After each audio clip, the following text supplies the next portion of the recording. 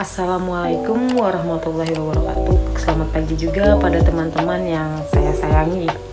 Di sini saya Dila Anjani dengan NIM 721352054. Akan presentasi hari ini dengan tema mengubah mindset entrepreneurship. Menurut beberapa ahli, yang pertama itu ada Jean-Baptiste Say di tahun 1803, di mana ia memaparkan bahwa entrepreneurship itu ialah kemampuan memindahkan sumber daya ekonomi dari kawasan produktivitas rendah ke kawasan produktivitas yang lebih tinggi, di mana nanti hasilnya akan lebih besar. Sedangkan menurut Joseph Schumpeter di tahun 1934 bahwa entrepreneurship ialah menekankan inovasi dalam definisi. Kemudian bukan sekedar tumpangan hidup, tidak semua orang yang berusaha adalah entrepreneur. Nah, apa sih entrepreneur itu? Nah, dalam menggeluti usaha tidak sekedar hanya ala kadarnya, akan tetapi dengan keberanian, kegigihan sehingga usahanya tumbuh. Kemudian entrepreneur itu ialah seorang yang moving forward, growth, atau jumlah karyawan, skala usaha, dan lain-lain. Kemudian dia pelaku, di mana seperti seniman, wartawan, pekerja sosial, dan lain-lain sebagainya.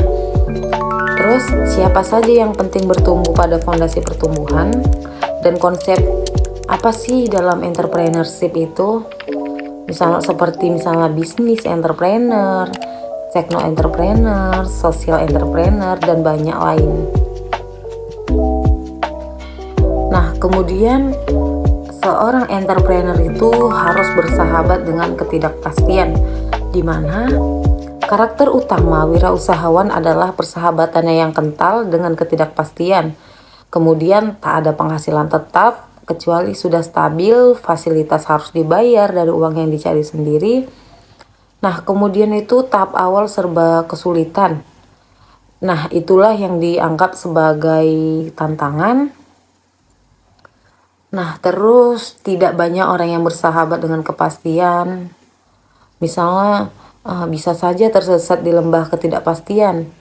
Kemudian kondisi ini saat ini penuh ketidakpastian seperti alam, teknologi, hubungan antar manusia bisa jadi perubahan yang sangat cepat seperti revolusi dan lain-lain sebagainya. Kemudian harus bersahabat, mengenal bentuk karakter ketidakpastian, dan mampu mengambil manfaat besar dari luar.